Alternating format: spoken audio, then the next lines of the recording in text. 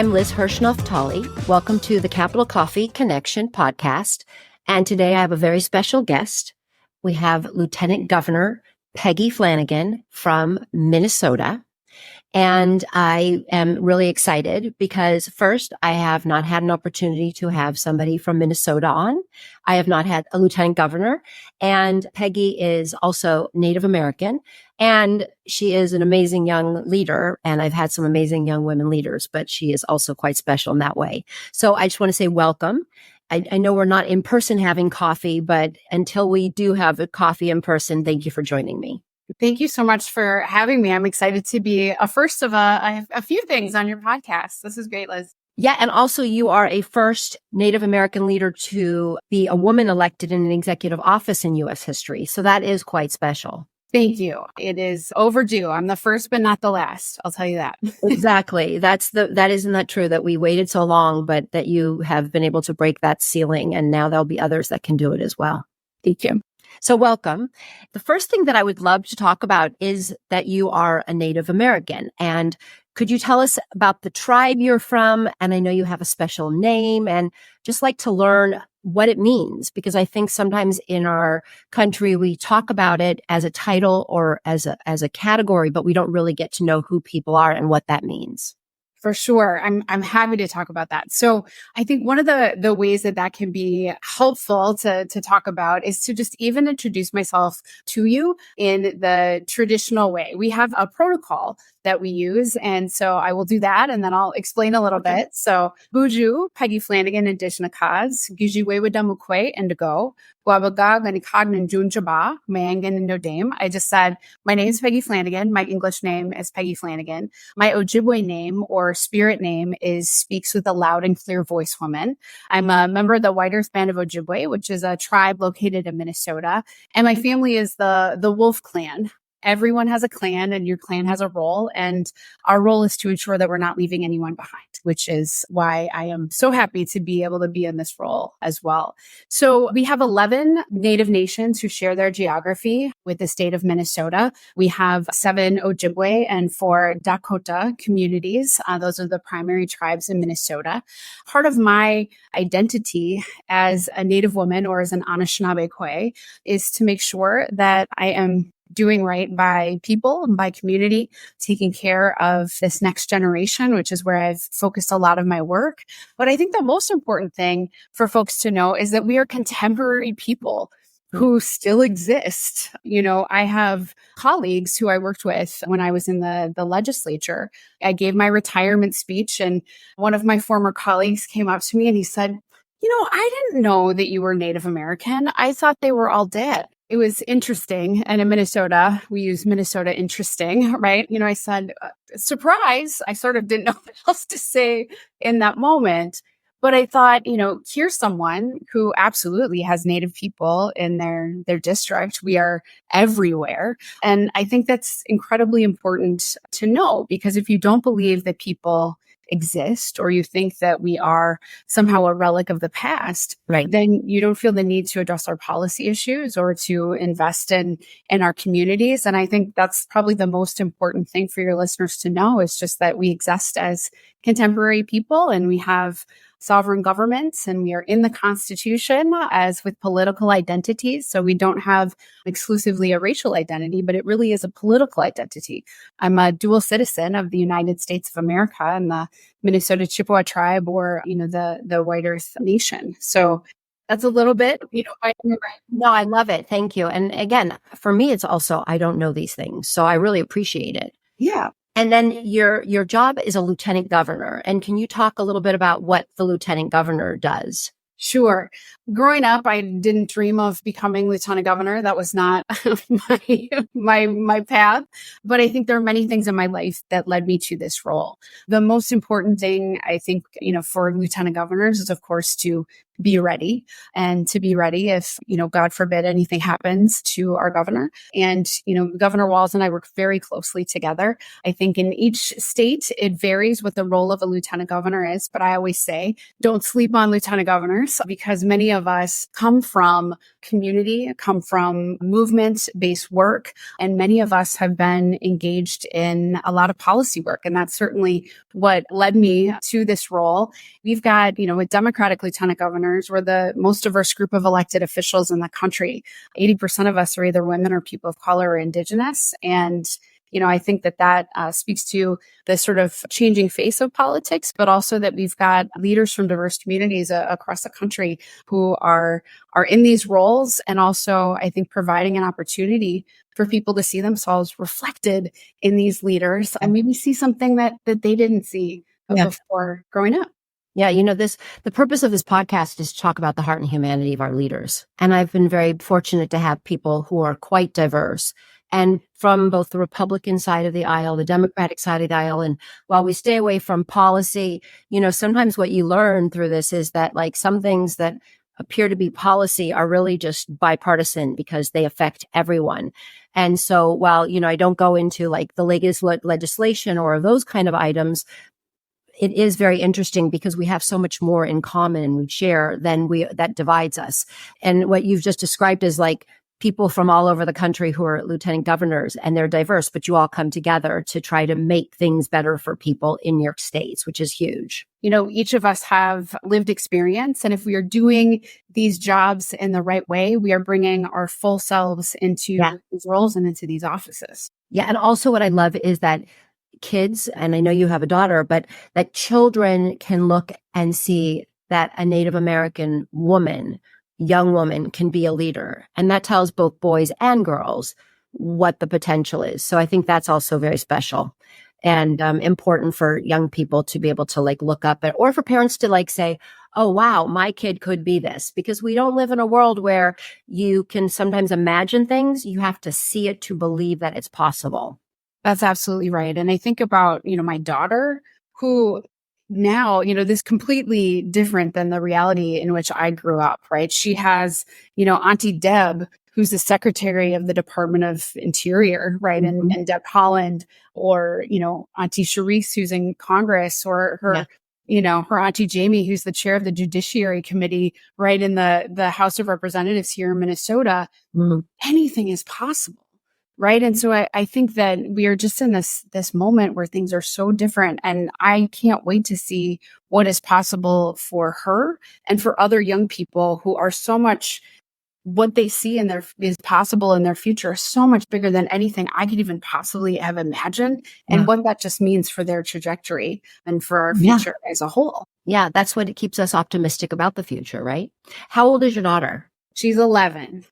Okay, and so she just graduated from 5th grade, and I finally stopped crying a little while ago because I cannot believe that my baby is going to middle school. Yes, well, put that seatbelt on because it just keeps going faster and faster and faster. How do you balance between being a mom, being a wife, and being a leader? That's a lot. It is. And I don't know that it's ever balance. I think it's sort of a hot mess all the time. But, you figure it out. I am really fortunate to have an incredible husband who is truly a partner in this work. And I also have a daughter who has grown up around this. And I am grateful that she can kind of go with the flow, and was just sort of reminiscing that, I oftentimes would take her with me when I was on the House floor, and she would, walk up and down the aisles of the House and, talk to other representatives, and they would all bribe her with candy, of course. But, it is just the reality that we need to bring our children with us sometimes. And I think folks are like, oh, that's so great that you bring your daughter. What an incredible example. And I was like, yes. And, this is just reality for so many, for so many women and so many people in leadership. And I also have to say, I have an incredible team around me who make sure that I can show up ready at many things. It takes a village to raise a lieutenant governor. I'll tell you that. To raise a lieutenant governor. I like that one. Yeah. And her daughter too, Yes. And talk about growing up, because you are from Minnesota, you grew up there, a little bit about your parents and your family. What was it like? And because we talk about like what the future is, but it's interesting to hear where you come from. Sure. I grew up in the community of St. Louis Park and still live there with my family. I love it. And it's a first ring suburb of Minneapolis. But we grew up in an apartment building there. My mom had a Section 8 housing voucher that she used to secure housing for us when I was just a baby. And she picked that community because she knew that we'd have access to good schools and, strong neighborhood. And I think a lot about that because, we grew up in this apartment building and across the hall lived Macho and Deanna, who were refugees from Cuba, who basically, like, I just would go back and forth across the hall and, grew up, with them, or Kathy, who was our upstairs neighbor, who would drive me to school. And my mom's, shift would start early at the hospital. She was a phlebotomist. And my friend Wendy, who's from Puerto Rico, who lived, in the apartment below us. And I think about that because there was just sort of community everywhere that I went. And my mom worked incredibly hard for us. And there were times and moments, right, where we needed a little extra help with that, the Section 8 housing voucher, and relied on CCAP, the Child Care Assistance Program. And I was that kid with a different colored lunch ticket back in the day when we relied on free reduced price lunch. So, for me, it's important to remember where I come from and that there are other families like mine. Yeah. And, for my dad really wasn't a part of my life until later on when he was sober and healthy and could be. Yeah. And I'm really fortunate that we had an incredibly strong relationship. My dad was a good troublemaker, oftentimes would be a rabble rouser around things and issues that were important in the tribe, but never shrunk or made himself small. And I think that that's one of the most important things that he taught me, to remember who I am and where I come from. But I'm the perfect combination of my parents, right? Like my mom was like, you work within the system, you vote, you have a responsibility to community, right? And those things in civic engagement. And my dad was like, you burn the system down. And I think, I'm a little fist in the air and a little also, we're going to pass policies and laws, right, that make a difference for folks, right, and that you can do both. You can do both. And there's a time, it's all nuance, right? You know when to do the different ones. And you pass that on to your daughter so that she also understands that. That's so right. You also went to the University of Minnesota.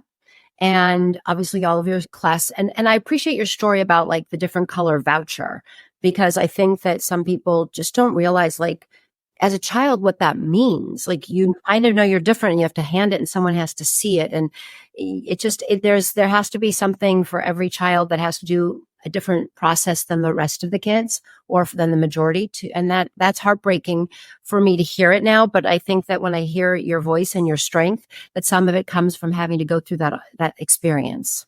Yeah, I think there is some resiliency in how I grew up. There certainly were the challenges of growing up in poverty. And I had this amazing family and community around me. And I think that is why I was able to come out on the other side. And now, every day I get to pay that back and pay that forward. That feels like a sort of powerful full circle moment. Yeah. And did you have a teacher or a specific teacher in school that really was like a mentor or inspired you? For sure. So my favorite teacher ever, and remains my favorite teacher, is Peter Redmond, who was my speech coach in high school. Originally, he recruited me to take a speech class, and I was like, I don't know. And I was a freshman and real awkward. And, he recruited me into his class. And he was the only teacher of color that I had, which is phenomenal now thinking about my daughter's experience in school. But he was really the safe place for so many of us. And when I ran for school board and then again for House and then as Lieutenant Governor, Mr. Redmond would help me practice my speeches. And he still checks in. He remains my biggest fan. And those kinds of teachers, I think are just, everybody has at least one. And if you're lucky, you have more than one. He changed the entire trajectory of my life and how I thought about myself and how I carried myself. Yeah. And I am indebted to him. And he just celebrated his 70th birthday. And many of his former students were there because he gave us all such an incredible gift. It's a great story. And I think that people should have at least one, but not everybody does. But that teacher or those teachers that you can just think about. And in your case, who's still there all these years later and is still like your cheerleader, but also supporting what you do, which is amazing. I have an interesting question. I always ask people, what's the best advice you've received? What's the worst advice? And you're laughing, but I'm going to throw one in there for you, which is, what is like the advice you would give to young people because of your experience? But you can answer all of those or one of those, but I haven't really asked people what advice they would give, but listening to you, I feel like I need advice from you. I would say that the best advice that I've ever received is from a woman named LaDonna Harris, who is a Comanche woman who was the head of American Indians and Opportunity. And she said, Peggy, at no time do I stop being a Comanche woman. No matter what room I walk into, I am still myself. Great. And that for me was really important. Gave me permission that at no time can I stop or take, put one hat on or take another one off. I am an Ojibwe woman all the time. And I have to be able to show up that way. The worst advice I've ever received is when I was a very young candidate and a seasoned elected official said, you know what, Peggy, you got to stop talking about kids in poverty. It makes folks uncomfortable. Oh, I'm sorry. And I said, well, if that makes them uncomfortable, then maybe I'm not the person for them to vote for. But I think there's a lot of folks with this experience that we have to talk about. So that was interesting advice. And then I'll say the advice that I try to give to young people, especially young women, is, similar to the advice that my dad, I think, really modeled for me, which is do not make yourself small. Take up as much space as you can. And I think we are in a moment where especially young women need to feel confident in themselves and realize that they are experts in their own life and that they bring so much value into every space that they enter into. So I literally will watch it, right? If I'm in a classroom or I'm with young people and I say, don't make yourself feel, don't make yourself small. There are plenty of people who will do that, right? Yeah, they'll do it for you. Yeah. Exactly. And then just physically watch students sit up straight, right? And, any meeting I go into, Liz, I spread out. I've got like my, day book or my binder with my schedule, usually my, LaCroix and my coffee, 2 phones, and just take up space. I just think it's, for me, sometimes even just a physical reminder that you deserve to be here. The people you represent, their voices matter and they have to be in this room. And that there are so many people who loved me into existence that I come from who also need to be represented well at that table. And I need to do that in a good way. Yeah, I think it's really important. And I'm a little older than you are. And I also still go to meetings and I do this thing where I say, puff up, like do not go in there and be shrunken. And it's just a reminder because yes, we know how to handle ourselves, but sometimes you go into a room and the feeling of the room is like trying to bring you down. It doesn't matter what age, but you just have to kind of go, I got my LaCroix, I got my coffee, I got my I'm here. And I do agree with you that we have to walk into a room and say, we're here. And feel like that is the room that we're supposed to be in. Exactly. And needs us in it. So I appreciate your saying that. Thank you. Thank you. Okay, so now I'm going to ask you rapid questions that kind of get to know you questions and answer as you wish. What is your favorite sound? That's a great question. My favorite sound is Siobhan giggling. That's my favorite one. Mm-hmm. Yes. Yeah. I'm sure it's delightful. And then there's days you're like, okay, quiet. Exactly. Yeah. What is your favorite color? Turquoise. Pretty. And your favorite smell? It's probably my mom's perfume from growing up. Sometimes I'll catch a whiff of it. And it's just, I've since lost my mom and my dad, but there's little reminders all the time that they're around. And so when I get a whiff of it, I'm like, oh, hi, Mom. Yeah, that's lovely. Yeah. My mom had a scent that I still, if I smell it, and I don't that often, it also warms my heart. Absolutely. Who is your biggest cheerleader? My husband, the second gentleman. He is just my best friend and the love of my life. And I'm really, really lucky. And he is always in my corner. And I am so grateful. And I still have a big crush on him. So good. Well, he sounds like he's lucky too. I love that. What is your favorite ice cream flavor? Ooh, Pavarotti, which is from a local ice cream shop here in Minnesota called Sebastian Joe's. It is banana ice cream with chunks of chocolate and caramel swirled throughout. But like, I've yet to have like really bad ice cream, right? Like ice cream generally is pretty good. I'm a fan. Okay, well, that one sounds really good. And what is your favorite food? If there was one meal that you had to only have, what would it be? It's a little cliche, but it is minomen. It is hand harvested wild rice. You know, it is my favorite food. It is the perfect food. It is something that I am very good at making, and it's super versatile. You can use it with everything. And if I had one thing to live off my whole life, that would be it. It's a good one. You talk about cooking. What is your favorite household chore? Oh, my favorite household chore, I think is actually, this sounds a little ridiculous, but it's cleaning the bathroom because it feels like it is like a space that like I am accomplished when I'm done. I can see my good work. We just got bought a new house in October, so I still take joy in cleaning it. That may change. Yeah. But, But for right now, it's still fun to clean it. Yeah. Absolutely. And then do you have time to exercise still? Yes. And if I don't, that's a problem. So for me, there is a beautiful loop around our neighborhood. And so I usually walk a mile in the morning and then one more time at night. Oh, that's a great way. Yeah. Good way to open and to close the day and just have some time to myself. Yeah. And do you listen to music when you do that? I do. What's your music? I am a big New Kids on the Block fan. And that is, I'm not ashamed. I'm a blockhead as a Lieutenant Governor, and also early 90s R&B is sort of my go-to. Great. Okay, this question, we may have kind of covered it earlier, but what is your superpower? Ooh, well, I think my superpower, honestly, is in my spirit name and my Indian name that I was given.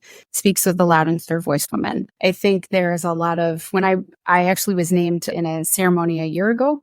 And so that name has a lot of responsibility, right? That goes along with it. But I think that is my superpower, being able to tell the truth when needed and to communicate effectively with folks and hopefully to inspire them to take action, to do something. Yeah, that's really lovely. And it is a name that it's a powerful name, but it's also a name that you have to live up to. That's right. So I think that's also an interesting piece, which is I think it would be interesting for people to have power names like that give them some sort of an understanding. And also being from the Wolf clan and understanding what that means about not leaving anyone behind is pretty special also. It is just a big part of my identity. And I do think that there are even those moments, right, when I'm feeling small, I'm like, sit up. Yours speaks of the cloud, speaks of the loud and clear voice woman. This is your responsibility. Yep. Yeah. Like buck up. Exactly. Show up, bump up, and bring others along with you. And that kind of gets to my last question, which I've asked all leaders, and I like it because all the answers are a little bit different, but it all comes together. And my question is like, what is joy mean to you? What brings you joy? It could be personal or through your work. And how, if you have joy, do you share that with others? So what brings me joy is being in community, surrounded by people. I am an extrovert. I just love the energy of others, especially when we're together and celebrating or organizing around something. What also brings me joy is just how powerful it is to also see live music. That I think is an incredible gift and a way to bring people together.